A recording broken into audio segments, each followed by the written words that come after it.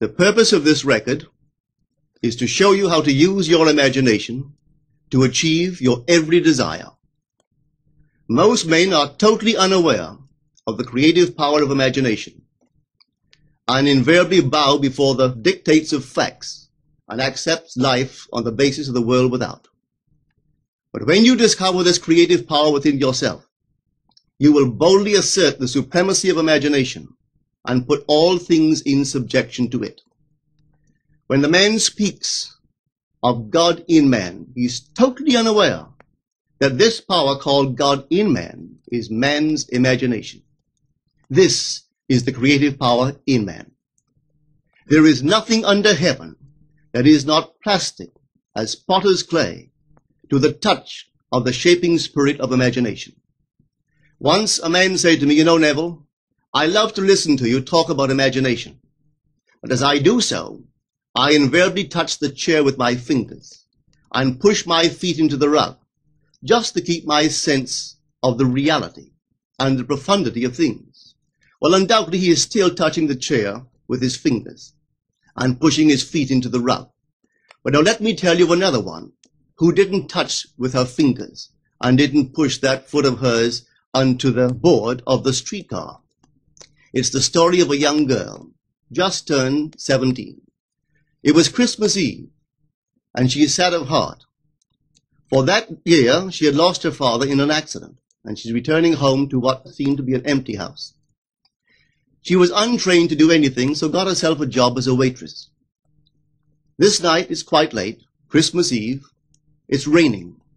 The car is full of laughing boys and girls home for their Christmas vacation. And she couldn't conceal the tears. Luckily for her, as I said, it was raining. So she stuck her face into the heavens to mingle her tears with rain. And then holding the rail of the streetcar, this is what she did. She said, "This is not rain, but this is spray from the ocean. And this is not the salt of tears that I taste, but this is the salt of the sea in the wind. And this is not San Diego. This is a ship, and I'm coming into the Bay of Samoa." And there she felt the reality of all that she had imagined. Then came the end of the journey, and all are out. 10 days later, this girl received a letter from a firm in Chicago saying that her aunt, several years before, when she sailed for Europe, deposited with them $3,000 with instructions that if she did not return to America, this money should be paid to her niece. They had just received information of the aunt's death and were now acting upon her instructions. 1 month later, this girl sailed for Samoa.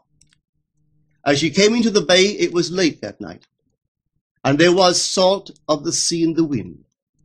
It wasn't raining, but there was spray in the air, and she actually felt what she felt 1 month before, only this time she had realized her objective. Now this whole record is technique. I want to show you today how to put your wonderful imagination right into the feeling of your wish fulfilled, and let it remain there and fall asleep in that state. And I promise you from my own experience, you will realize the state in which you sleep if you could actually feel yourself right into the situation of your fulfilled desire and continue therein until you fall asleep. As you feel yourself right into it, remain in it until you give it all the tones of reality, until you give it all the sensory vividness of reality. As you do it, in that state, quietly fall into sleep. And in a way you will never know, you could never consciously devise the means that will be employed, you will find yourself moving across a series of events, leading you towards the objective realization of this state. Now here is a practical technique. The first thing you do, you must know exactly what you want in this world. When you know exactly what you want, make as lifelike a representation as possible of what you would see and what you would touch and what you would do and physically moving in such a state. For example, suppose I wanted a home, but I had no money, but I still know what I want. without taking anything into consideration, I would make as lifelike a representation of the home that I would like, with all the things in it that I would want. And then, this night, as I would go to bed, I would, in a drowsy, sleepy state, the state that borders upon sleep, I would imagine that I am actually in such a house, that were I to step off the bed, I would step upon the floor of that house. Were I to leave this room, I would enter the room that is adjacent to my imagined room in that house. And while I am touching the furniture and feeling it to be solidly real, and while I am moving from one room to the other in my imaginary house, I would go sound asleep in that state. And I know that in a way I could not consciously devise, I would realize my house. I have seen it work time and time again. If I wanted promotion in my business, I would ask myself what additional responsibilities would be mine were I to be given this great promotion. What would I do? What would I say? What would I see? How would I act? And then in my imagination, I would begin to see and touch and do and act as I would outwardly see and touch and act were I in that position. If I now desired the mate of my life, were I now in search of some wonderful girl or some wonderful man, what would I actually find myself doing that would imply that I have found my state? For instance, suppose now I was a lady. One thing I would definitely do, I would wear a wedding ring. I would take my imaginary hands, and I would feel the ring that I would imagine to be there.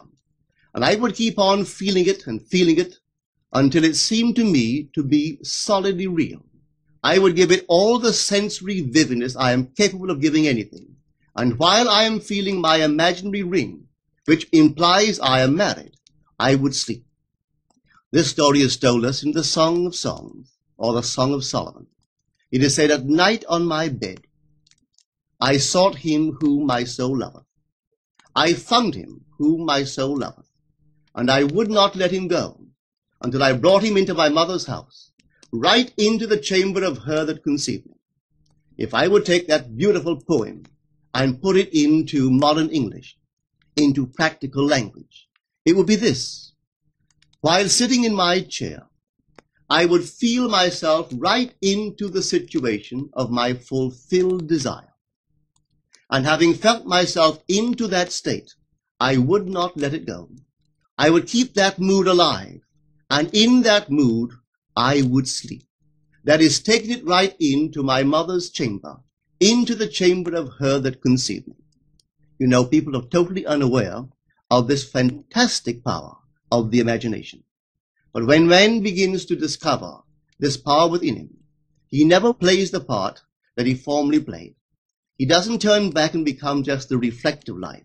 From here on in, he is the affecter of life. The secret of it is to center your imagination in the feeling of the wish fulfilled and remain therein. For in our capacity to live in the feeling of the wish fulfilled lies our capacity to live the more abundant life. Most of us are afraid to imagine ourselves as important and noble individuals, secure in our contribution to the world, just because at the very moment that we start our assumption, reason and our senses deny the truth of our assumption. We seem to be in the grip of an unconscious urge, which makes us cling desperately to the world of familiar things and resist all that threatens to tear us away from our familiar and seemingly safe moorings. But I appeal to you to try it. If you try it, you will discover this great wisdom of the ancients, for they told it to us in their own strange, wonderful, symbolical form. But unfortunately, you and I misinterpreted their stories and took it for history when they intended it as instruction to simply achieve our every objective. You see, imagination puts us inwardly in touch with a world of states. These states are existent. They are present now, but they are mere possibilities while we think of them. But they become overpoweringly real when we think from them and dwell in them. You know, there's a wide difference between thinking of what you want in this world and thinking from what you want. Let me tell you, when I first heard of this strange and wonderful power of the imagination, it was in 1933 in New York City. An old friend of mine taught it to me. He turned to the 14th of John, and this is what he read. In my Father's house are many mansions. If it were not so, I would have told you. I go to prepare a place for you. And if I go and prepare a place for you, I will come again and receive you unto myself, that where I am, there ye may be also. He explained to me that this central character of the Gospels was human imagination. That mansion was not a place in some heavenly house, but simply my desire. If I would make a living representation of the state desired, and then enter that state and abide in that state, I would realize it. At the time, I wanted to make a trip to the island of Barbados in the West Indies, but I had no money. He explained to me that if I would that night, as I slept in New York City, assume that I was sleeping in my earthly father's house in Barbados, and go sound asleep in that state, that I would realize my trip. Well, I took him at his word and tried it. For 1 month, night after night, as I fell asleep, I assumed I was sleeping in my father's home in Barbados. At the end of my month, an invitation from my family came, inviting me to spend the winter in Barbados. I sailed for Barbados the early part of December of that year. From then on, I knew I had found this Savior in myself. The old man told me that it would never fail. Even after it happened, I could hardly believe that it would not have happened anyway. That's how strange this whole thing is. On reflection, it happens so naturally. You begin to feel or to tell yourself, well, it would have happened anyway. And you quickly recover from this wonderful experience of yours. It never failed me if I would give the mood, the imagined mood, sensory vividness. I could tell you unnumbered case histories to show you how it works. But in essence, it's simple. You simply know what you want. When you know what you want, you're thinking of it. That is not enough. You must now begin to think from it. Well, how could I think from it? I am sitting here, and I desire to be elsewhere. How could I, while sitting here physically, put myself in imagination at a point in space removed from this room and make that real to me? Quite easily. My imagination puts me in touch inwardly with that state. I imagine that I am actually where I desire to be. Now, can I tell that I am there? There is only one way to prove that I am there. For what a man sees when he describes his world is as he describes it relative to himself. So what the world looks like depends entirely upon where I stand when I make my observation. So if, as I describe my world, it is related to that point in space I imagine that I am occupying, then I must be there. I am not there physically, no, but I am there in my imagination. And my imagination is my real self. And where I go in imagination and make it real, there I shall go in the flesh also. When in that state I fall asleep, it is done. I have never seen it fail. So this is the simple technique on how to use your imagination to realize your every objective.